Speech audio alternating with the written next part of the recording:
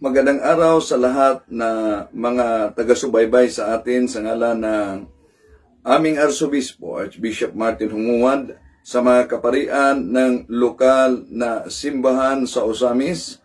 Itong inyong lingkod, Brad Wendell Talibong, muling makasama ninyo upang sagutin natin sa pagkakataong ito ang isa sa mga propaganda na inilabas sa grupo ni Eliseo Soriano na umano si Father Darwin Gitgano ay isang lasinggo batay sa isang larawan na ipinakita nila na may kasamang bear. Pakinggan natin. Katalaga, padre. Ano? Padre pa naman. Reverend Father patawag sa'yo. Kung di ka ba naman, palibasa itong Reverend Father na naninira sa atin lasenggo So ngayon mga kapatid, ating sasagutin ang inilabas na propaganda sa grupo ni Eliseo Soriano sa dating daan na sa kasalukuyan ay nagtatago ngayon sa bansa ng Brazil dahil sa kasalukuyang kasong kriminal na hinaharap nito dito sa Pilipinas.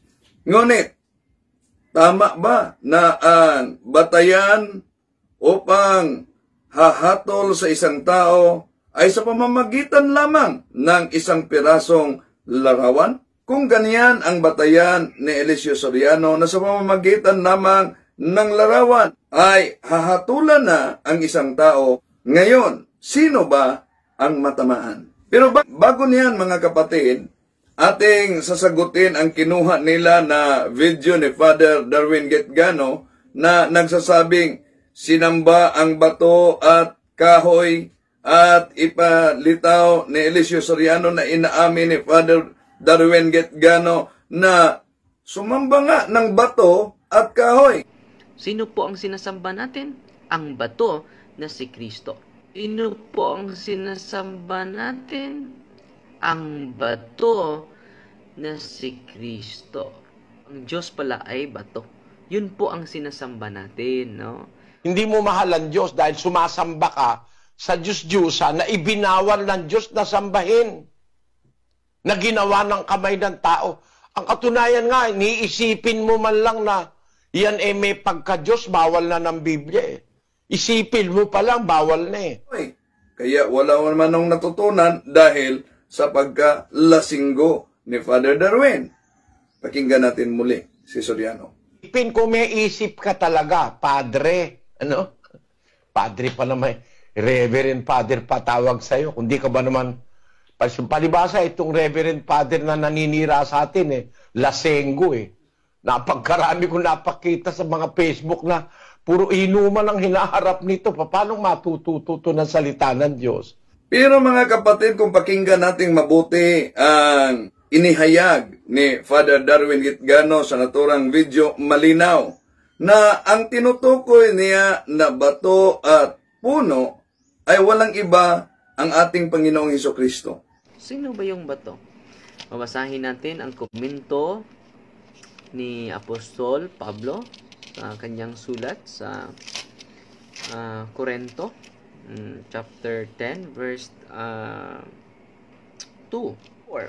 At lahat ay nagsiinom ng isang inumin ding ayon sa Espiritu, sapagkat nagsiinom sa batong ayon sa Espiritu na sumusunod sa kanila. At ang batong yaon ay si Kristo. Si Kristo pala ay bato. Yan po ang bato na ating sinasamba. Sino po ang sinasamba natin? Ang bato na si Kristo. Na siyang binanggit ayon sa unang Korinto, Kapitulo 10, versikulo 4. At ang inilarawang puno ng ubas ayon sa Juan, Kapitulo 15, versikulo 1. Ngunit malinaw na sa inilabas na video ni Eliseo Soriano ay binaluktot nila ang pahayag ni Father Darwin Gitgano upang paniwalaan sa kaniyang mga nauto na inaamin ng simbahang Katoliko na sinamba nga ang bato. Pero kung pakinggan ninyong mabuti ang kabuuan ng naturang video, hindi sinabi ni Father Darwin na ang bato o kahoy o puno na tinutukoy ni Father Darwin ay ang bato at kahoy o puno na Diyos-Diyosan. Ang batong yaon ay si Kristo. So mga kapatid, palpak naman at sablay ang resulta sa research na isinagawa sa mga kampo ni Eliseo Soriano, sapagkat malinaw na binaluktot nila ang pahayag mismo ni Father Darwin Gitgano. Malinaw ang pahayag ni Father Darwin na ang bato na tinutukoy sa Biblia ay ang ating Panginoong Hesukristo sa unang Korinto, Kapitulo 10, versikulo 4. Sino ba yung bato?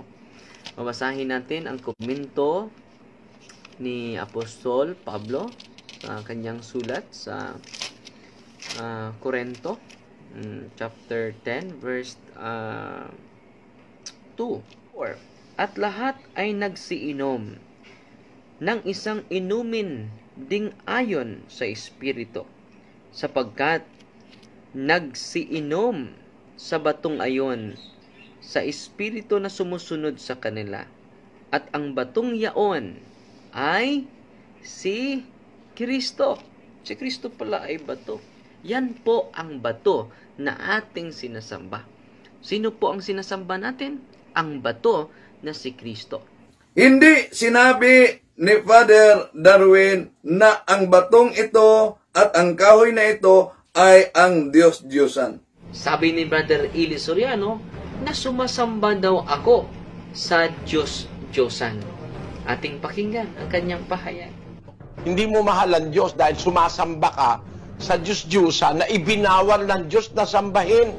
Sabi din niya na sumasamba daw ako sa Diyosan. Ating pakinggan. Para yan ngayon pasanin mo, lagyan mong bulaklak, lumuhod ka dyan, manalangin ka dyan. Linaw po sa pahayag ko na kanilang pinuputol. Ang ating punto ay ganito. Hindi tayo sumasamba sa Diyos-Diyosan. Pero ang Diyos ay ginawa niya ang bato na maging simbolo sa Kanya. Atin pong babasahin. Nasa Biblia yan. Brother Jando, ating babasahin ang Deuteronomy chapter 32 verse 4. Ito po ang nakasulat, mga kaibigan. Siya ang bato. Ang kanyang gawa ay sakdal, sapagkat lahat niyang daan ay kahatulan. Isang Diyos na tapat at walang kasamaan. Matuwid at banal siya. So, klaro. Siya ay bato. So, klarong-klaro na hindi ko dinagdagan ang Biblia. Kapag sabi ko na ang Diyos ay bato, nasa Biblia. At lahat ay nagsiinom ng isang inumin ding ayon sa Espiritu, sapagkat nagsiinom sa batong ayon sa Espiritu na sumusunod sa kanila. At ang batong yaon ay si Kristo. Si Kristo pala ay bato. Yan po ang bato na ating sinasamba. So inyong napakinggan, mga kaibigan, sa talata na ating binabasa. Siya ang bato. So sa talatang ito ay ginawa ng Diyos na simbolo sa Kanya. Ang bato. Meron ba tayong mababasa? Meron po. Bago lang nating binabasa sa ating kapatid Brother Jando. At pangalawang teksto na ating patunay na ang Diyos ang bato. Ating mabasahin, Brother Jando, ang Salmo 18:2. Ito po ang sinasabi sa awit 18:2.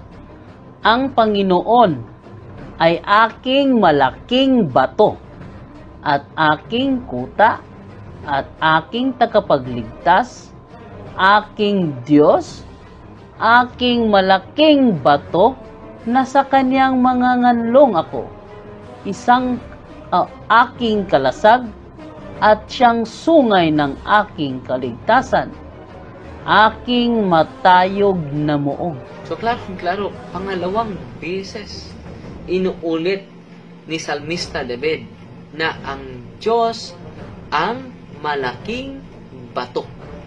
Ang Diyos, ang aking malaking bato. So, mayroon mabasa natin sa Biblia. At mismo si San Pablo sa Bagong Tipan ay nag-attest sa atin pong pahayag. At lahat ay nagsikain ng isang pagkain ding ayon sa Espiritu. At lahat ay nagsiinom ng isang inumin ding ayon sa Espiritu, sapagkat nagsiinom sa batong ayon sa Espiritu na sumunod sa kanila. At ang batong yaon ay si Kristo. Klarong-klaro, ang batong yaon ay si Kristo. So, di modo, konklusyon, therefore, sa mga talata na ating binabasa, ginagamit sa Diyos ang bato na maging simbolo sa Kanya. Nasa Biblia? Nasa talata sa Biblia, mga kaibigan. Hindi po tayo nagkamali. Ito po, nasa Biblia. Nasa lata ang ating basihan sa ating argumento, mga kaibigan. Ngayon, Brother Eli Soriano, sabi mo na sumasamba ako sa Diyos-Diyusan na bato. Hindi mo mahal ang Diyos dahil sumasamba ka sa Diyos-Diyusan na ibinawal ng Diyos na sambahin. Na bato. Hindi naman tinutukoy ni San Pablo sa 1 Corinto 10:4 na ang batong iyon ay Diyos-Diyusan. Yung batong iyon ay si Kristo. So patunayan mo na ang batong iyon na si Kristo ay Diyos-Diyusan. Yun po ang tinutukoy ko.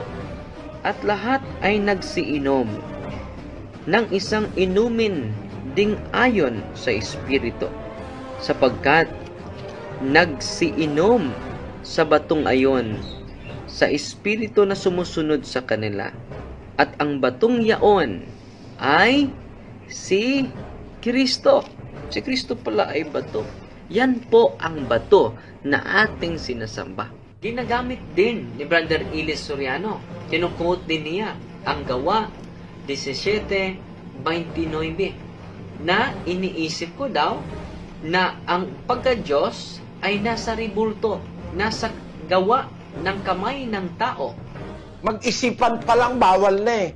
Hindi marapat isiping ang pagka-Diyos katulad ng ginto, pilak, bato, o ano pa, kahoy, plastic, styrofoam, fiber, ano yun? Fiberglass, na inukit ng kabihasnan at katalinuhan ng tao. Walang pagka-Diyos dyan kahit kapiraso. Walang pagka-Diyos dyan kahit kapiraso. At sabi mo pa na nanalangin daw ako sa ribulto. Pakinggan natin.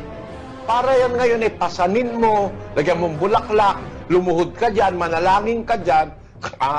Brother Eli Soriano, wala akong sinasabi na nanalangin ako sa ribulto. At wala din akong sinasabi na ang ribulto ay Diyos namin. Ang sinasabi ko na ang bato na si Kristo ang tinutukoy ni San Pablo, yun po ang aming sinasamba. Hindi po yung ribulto. At lahat ay nagsiinom ng isang inumin ding ayon sa Espiritu, sapagkat nagsiinom sa batong ayon sa Espiritu na sumusunod sa kanila. At ang batong yaon ay si Kristo. Si Kristo pala ay bato. Yan po ang bato na ating sinasamba. Brother Eli Soriano, huwag mong ilagay sa bibig ko ang hindi ko sinasabi. Mali ka niyan. Mali ka niyan, kapatid. Yung hindi ko sinasabi, huwag mong ipaparatang sa akin. Hindi ko naman sinasabi na manalangin ako sa gawa ng kamay ng tao. Hindi ko naman sinasabi na ang ribulto ay tinuturing ko na Diyos. Hindi ko yan sinasabi. At yun po ang interpretasyon mo sa aking sinasabi. Ang sinasabi ko ay ganito, Base ni San Pablo sa 1 Corinto, Kapitulo 10, versikulo 4, si Kristo ay bato. At lahat ay nagsiinom ng isang inumin ding ayon sa Espiritu, sapagkat nagsiinom sa batong ayon sa Espiritu na sumusunod sa kanila. At ang batong yaon ay si Kristo. Si Kristo pala ay bato. Yan po ang bato na ating sinasamba. Ano ba ang Diyos-Diyosan? Malinaw sa Webster's Dictionary. Idol is any representation of a false god. At kahit sa Biblia, malinaw ang pahayag ni San Pablo sa 1 Corinto, Kapitulo 8, versikulo 4, na ang Diyos-Diyosan ay ang mga hindi totoong Diyos. Ang katunayan nga, niisipin mo man lang na yan may pagka-Diyos, bawal na ng Biblia eh. Isipin mo pa lang, bawal na eh. Ang katunayan nga, niisipin mo man lang na yan may pagka-Diyos, bawal na ng Biblia eh. Isipin mo pa lang, bawal na eh. Ang Diyos-Diyosan ay ang mga kinikilalang at nagpakilalang hindi tunay na Diyos. Kung sila'y paniniwalaan mong Diyos, yun ang tinatawag na Diyos-Diyosan. 17:29 ng Gawa. Yamang tayo nga'y lahi ng Diyos, ay hindi marapat nating isipin na ang pagka-Diyos ay katulad ng ginto o ng pilak o ng bato na inukit ng kabihasnan at katalinuhan ng tao.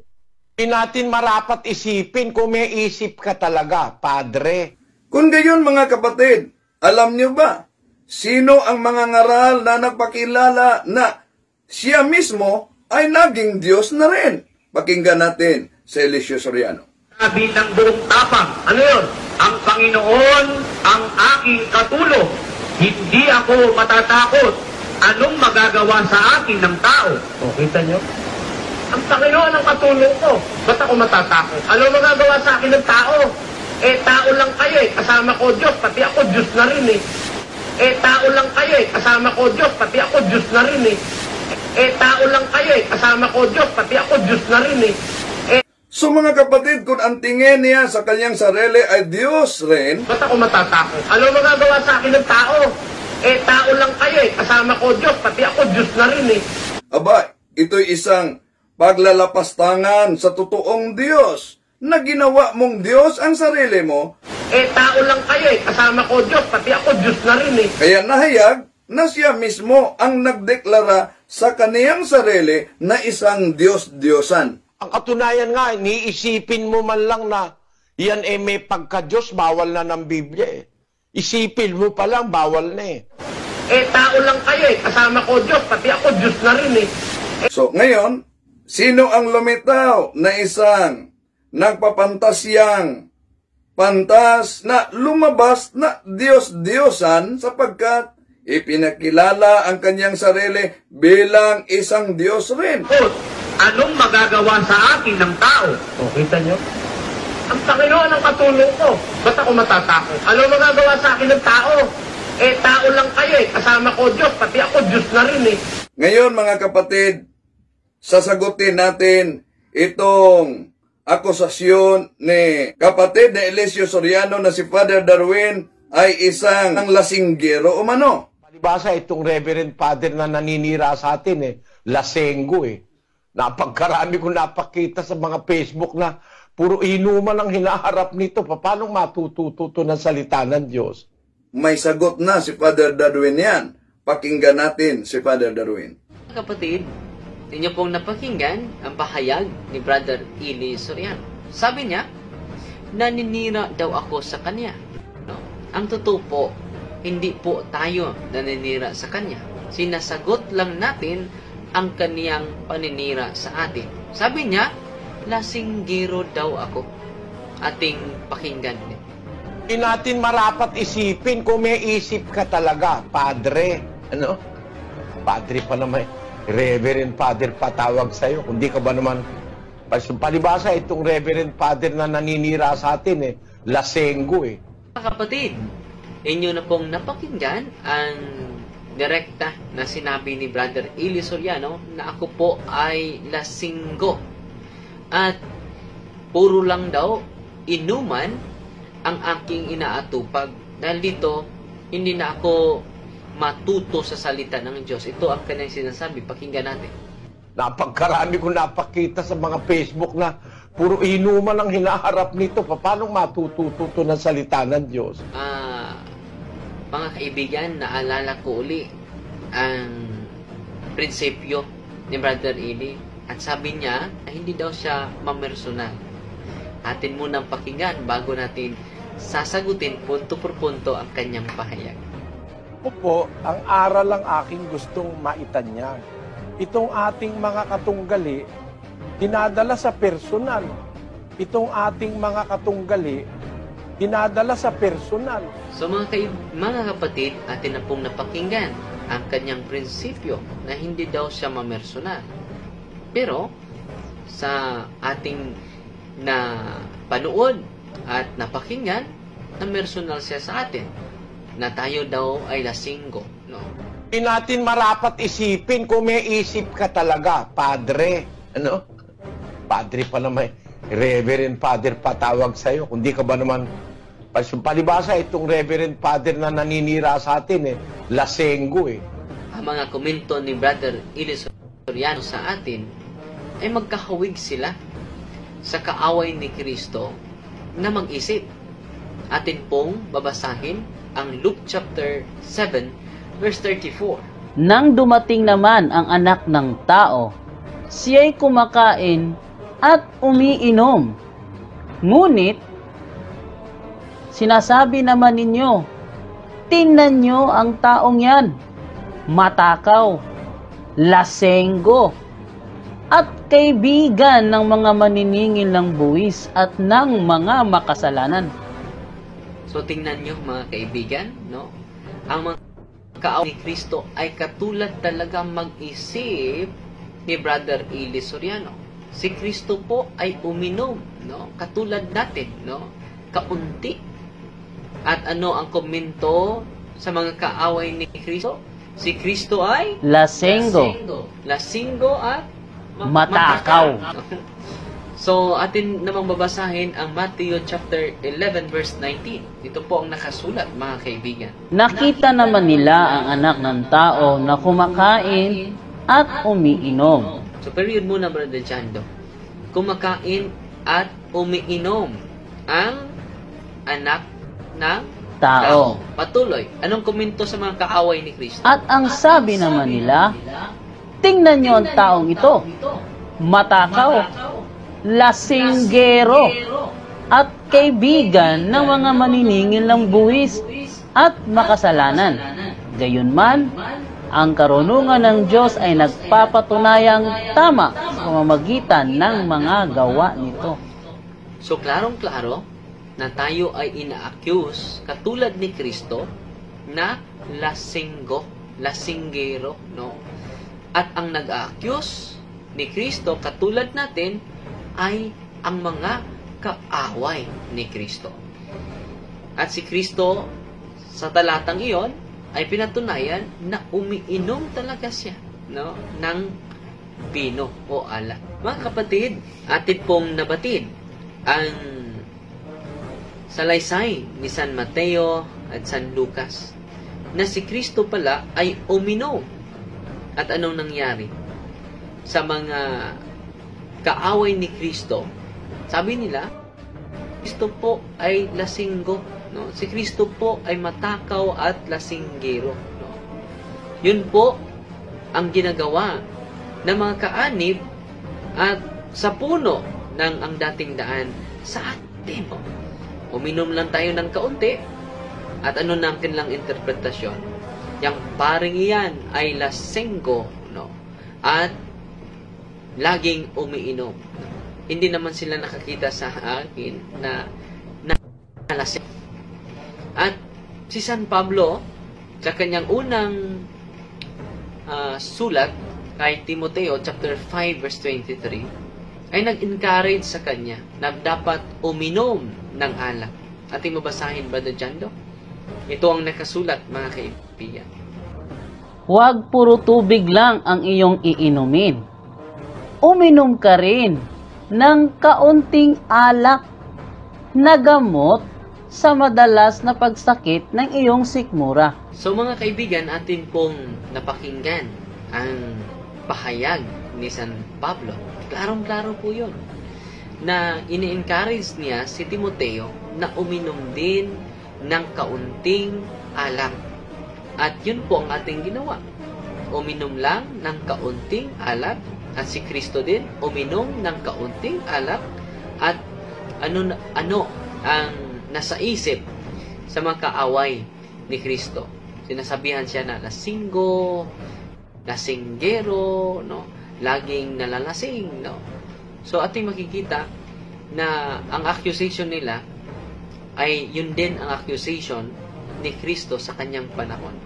At sa totoo yan, hindi naman si Brother Eli at kanyang mga kasamahan nakakita sa akin ng personal na naging nalasing ako, no?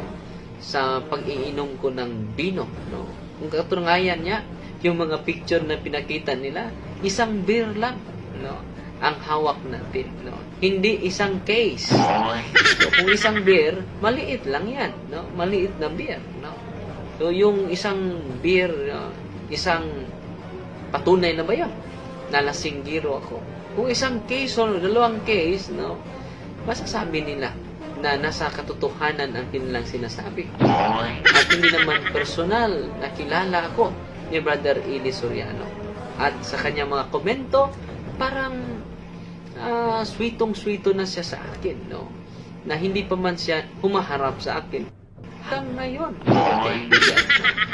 At makita natin, Brother Jando, ng atin palang mga kapatid na dating daan ay hindi talaga iinom ng alak.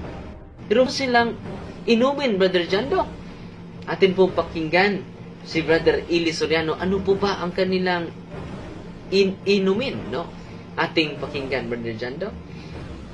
Baka yung akong sakit mo ay mapagaling ng walang bayad. Drink your own juice. Sabi ko, uminom ka ng ihi mo. Uminom ka ng ihi mo. Uminom ka ng ihi mo. So tingnan nyo mga kaibigan, ano pala ang kanilang iinumin? Yung your own juice. Drink your own juice, sabi ni Soriano. Inumin mo ang iyong ihi. Tinatawag yung urine therapy. Sino po ba ang hayop, no, na iinom sa kanyang sariling ihi, no? Ating tingnan ang video ito.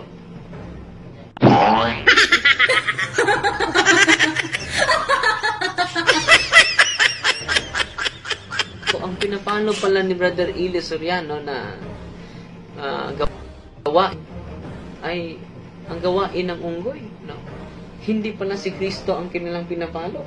Yung unggoy na uminom sa kanila, sa sariling yan, ihi. Just imagine mga kaibigan. Ito po sa ating mga mahal na mga kaanib sa ang dating daan.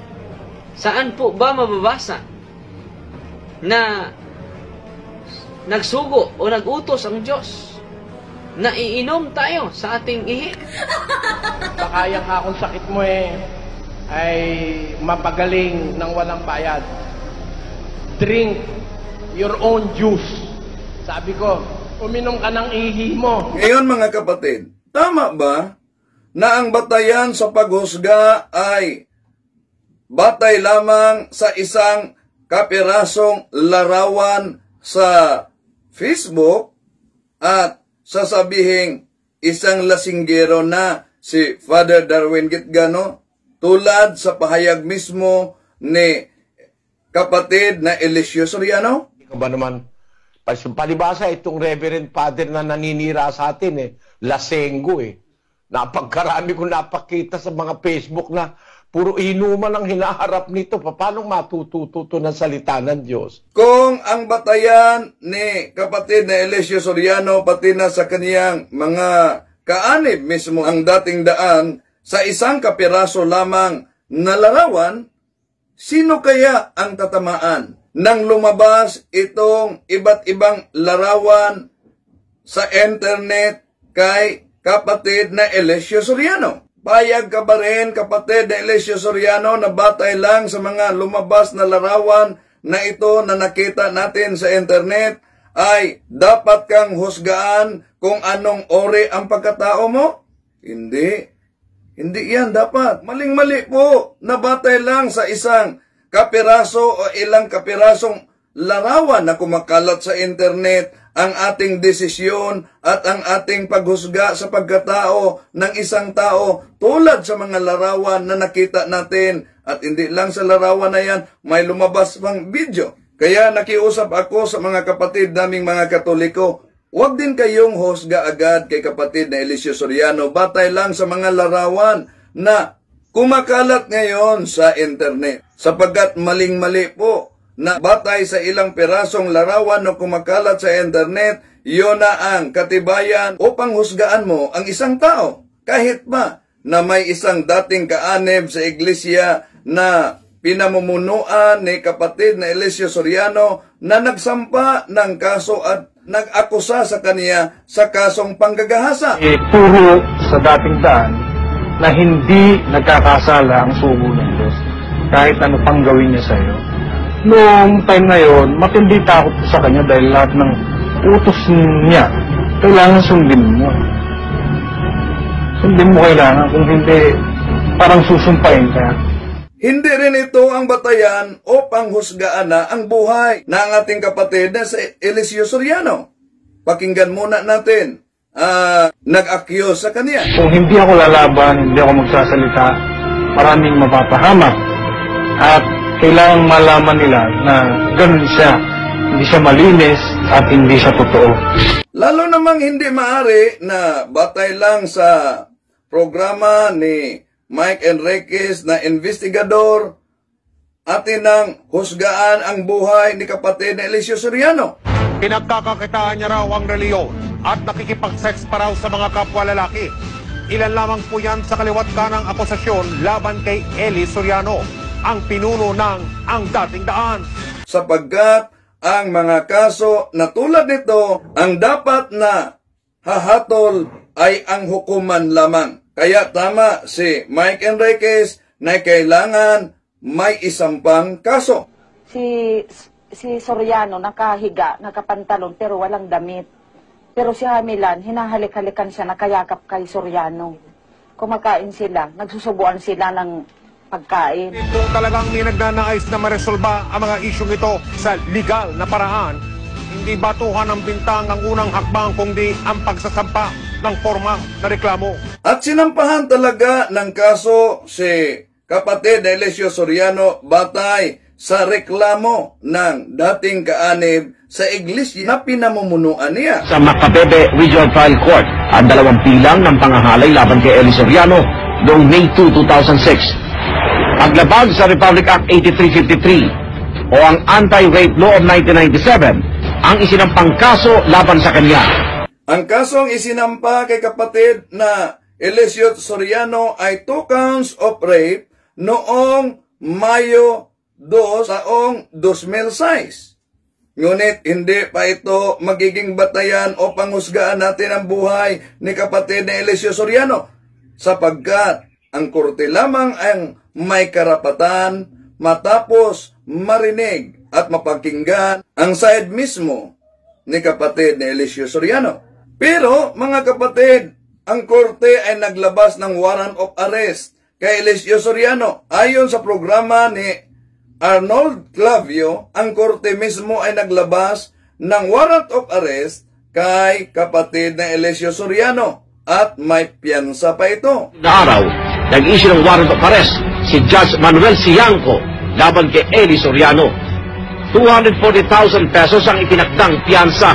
Pinatunayan din ng Bureau of Immigration na si kapatid na Eliseo Soriano ay lumabas sa bansa ayon sa kanilang talaan. Upon verification sa Bureau of Immigration, hanggang ngayon, wala pang record na pumasok ng bansa itong si Elio Soriano at ang last record na pag-alis niya is December 2005. At dahil dito, mga kapatid, ang Interpol Police nagpalabas ng red notice laban kay Elio Soriano.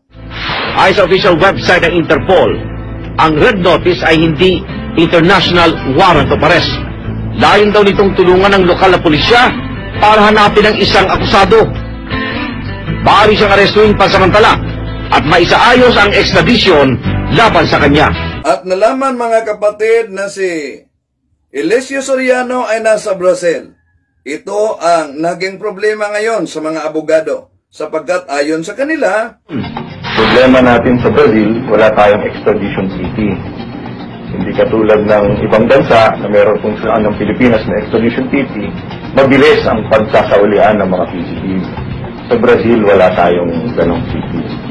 Kaya medyo nahihirapan tayo na maibalik si Ginoong Soriano dito. Kung totoong nasa Brazil siya. Pero alam niyo ba, mga kapatid, na galing mismo sa bibig ni Elio Soriano, sinabi niya sa harap ng kaniyang mga kaanib na sinusuhulan umano niya ang fiskalya? Pakinggan natin siya. Kakalakapit sa mga fiskal, ginawagan ako. Brother Eli, nandito na rin tayong mga papili. Pati yung sagot ng abogado mo, nandito na. Pero pag kayo ka mag-alala, inis-inis ko na yung demanda sa'yo dahil wala nang makwentang demanda ito.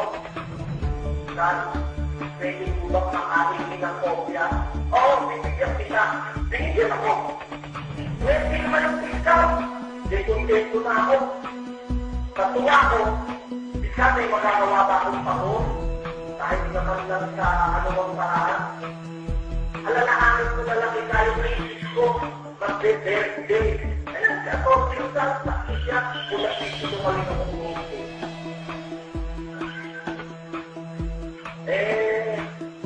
Kayo na lang ang bumili. Pinatanong ko kung magkano ang pambili sa birthday. 250,000 birthday. Binigyan ko. Hindi nyo alam ito dahil ko pinagkali. Ngayon alam nyo na. Sa fiscal pa na. Malaki na kong nawala ko. 250,000. Binigyan ko. Pagkakapot, tinawagan daw ng mayor. Nagtatalo ako daw. Ako, ako daw ng mayor, ang may utos na Malacanang daw. Dinaligyan mo ato ng talo o may ato. Hindi lang yan, mga kapatid. Sabi ni Elio Soriano, pati na ang judge mismo ay sinusuhulan niya upang makakuha ng TRO. Pakinggan natin siya. Nakaplay ako ng TRO, mga kapatid.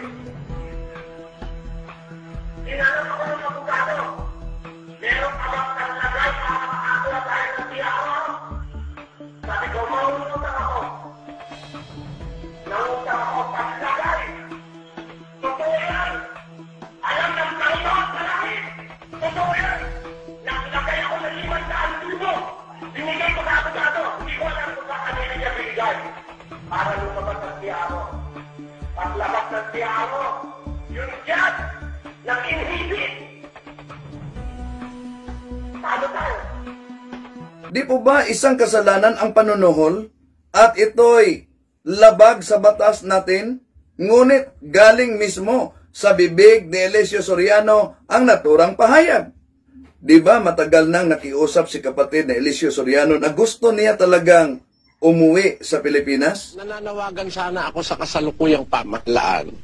Pauwiin nyo naman ako sa Pilipinas. Miss ko na mga Pilipino. Please look into the cases that were filed against me by the Iglesia ni Manalo. Alam naman ang gobyerno nating nakaraan na yan eh, haka-haka lang at mga invento lang ng mga ministro para pasamain si Brother Soriano. Pwedeng-pwede naman siyang uuwi dito sa Pilipinas, mga kapatid, upang harapin niya ang mga akusasyon laban sa kanya upang lilitaw talaga ang katotohanan. Diba? Sabi niya, ang tao ay hindi katatakutan kung kasama mo talaga ang Diyos. Pakinggan natin siya. Ang Panginoon ang aking katulong. Hindi ako matatakot. Anong magagawa sa akin ng tao? O, kita nyo?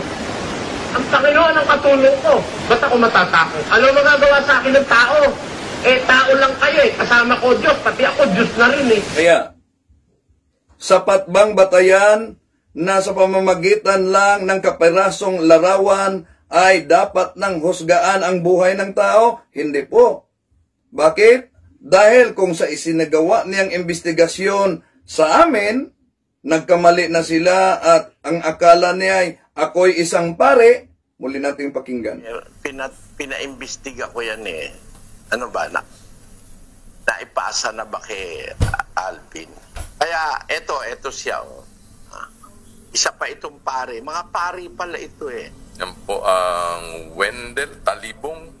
So malinaw mga kapatid na kung sa isinagawang investigasyon pa lang, nagiging sablay na, ano pa kaya? Kung ang hukom ay ibabatay lamang sa isang kapirasong larawan. Kung ganyan ang batayan, sino ba ang matatamaan? Mga kapatid, tama ba na ang batayan sa paghahatol ay sa pamamagitan ng isang o ilang kapirasong larawan lamang? Sapagkat kung ito ang batayan, aba, ang ating kapatid, matagal nang nahatulan. Huwag sanang magdaramdam ang ating mga kapatid, sinagot lang natin punto por punto ang pahayag at propaganda ni kapatid na Eliseo Soriano. Hindi po namin layunin na masaktan ang damdamin ni numan, kundi sinagot lang namin, hindi po totoong sinisiraan namin si kapatid na Eliseo Soriano. Sa totoo lang, tama ang sinabi ni Father Darwin Gitgano, matagal mo nang sinisiraan ang doktrina ng Simbahang Katoliko, sinagot lamang namin punto por punto. Maraming salamat sa lahat ng mga nagsusubaybay. Pagpalain sana tayong lahat ng may kapal. Pro Deo et Ecclesia.